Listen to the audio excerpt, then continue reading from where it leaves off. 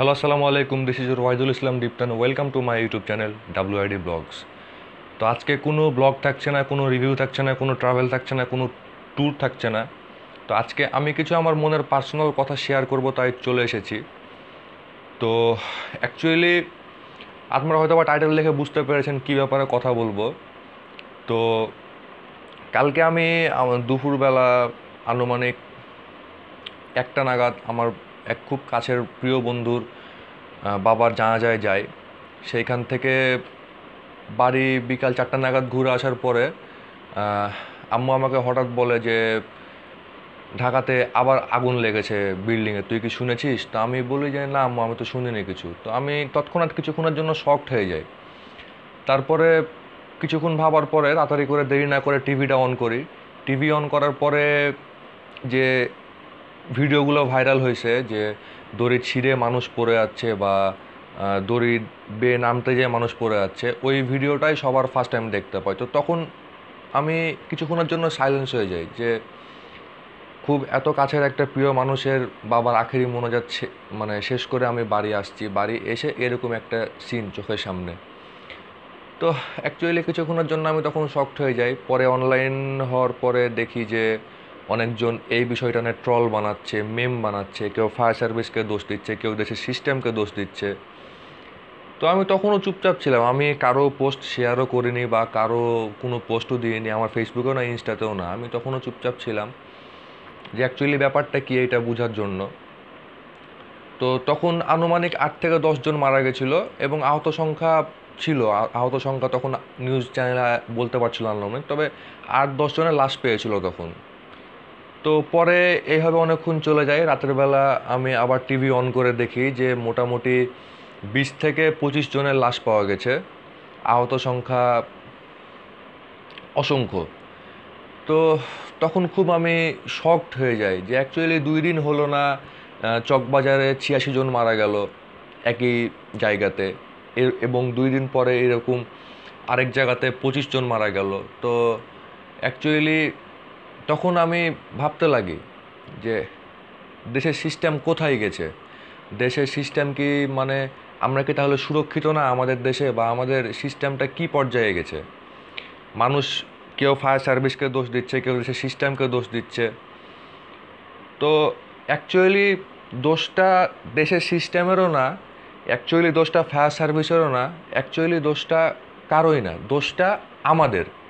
হ্যাঁ, অবশ্যই আমি আমাদের ভিতরে আমাকে ছেড়ে আমি অন্য কারো কথা বলছি না, আমি আমাকে সহ আমাদের কথা বলছি। তো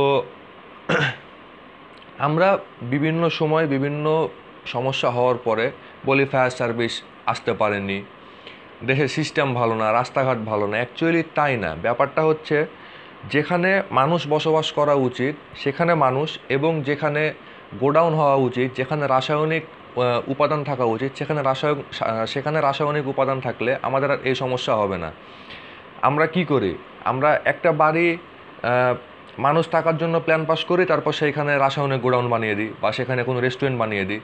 এই জন্য ভবিষ্যতে আমাদেরকে এই সমস্যাগুলো ফেস করতে হয়, এবং আমার মা বাবার মতো এরকম 86 জন একসময়, একসময় 25 জন, একসময় 20 জন এরকমভাবে আত্মীয় হারাতে হয়।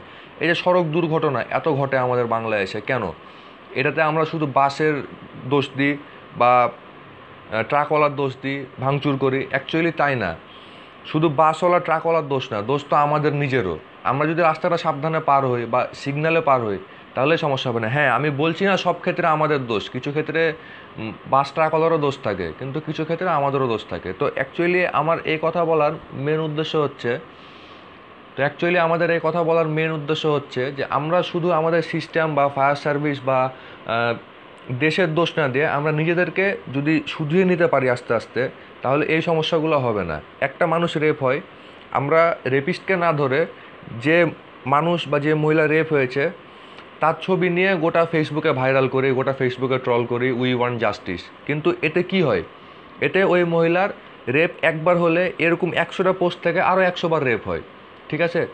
কারণ তার মানে রেপ হওয়ার সঙ্গে সময় একটা মানুষ জানলে সেখান থেকে আমরা যখন পোস্ট দিচ্ছি তখন আরও 100টা মানুষ জানছে। আর আমরা একটা পোস্ট দেখলাম, সেটাকে রিসার্চ করলাম না যে আসলে সত্যি না মিথ্যা না কি পোস্টের ব্যাপারে, আমরা সেটাকে শেয়ার করে দিলাম। এভাবে আমি একা থেকে আরও 5টা মানুষ 10টা মানুষ এভাবে অনেক মানুষ জেনে যায়। তো এই হচ্ছে ব্যাপার। তো আমরা আমাদের নিজের চিন্তাধারা বদলাই, নিজের চিন্তাভাবনা বদলাই, তাহলে আস্তে আস্তে এইভাবে দেশ বদলে যাবে এবং আমরা বাংলাদেশ আস্তে আস্তে অনেক উপরে উঠছি, এখান থেকে এখানে চলে যাব। তো এটাই আজকে আমার বলার মূল উদ্দেশ্য ছিল, এই জন্যই আমি আজকে ভিডিও বানালাম। তো আপনাদের এইটা এই ব্যাপারগুলো কেউ পার্সোনাল নেবেন না, এটা আমার পার্সোনাল ওপিনিয়ন ছিল। তো আপনাদের কার কী মতামত সেটা অবশ্যই নিচে জানাবেন। আর যদি কমেন্ট বক্সে সমস্যা হয় তাহলে আমার ফেসবুক আইডি লিঙ্ক দেওয়া আছে নিচে ডিসক্রিপশানে, সেইখানে আমাকে মেসেজ করে জানাবেন। তো আমি সেইটা নিয়ে আরেকটা খতিয়ে দেখার চেষ্টা করব। তো এই ছিল আজকের ভিডিও, দেখা হচ্ছে নেক্সট ভিডিওতে। Till then bye bye, take care, have a nice day.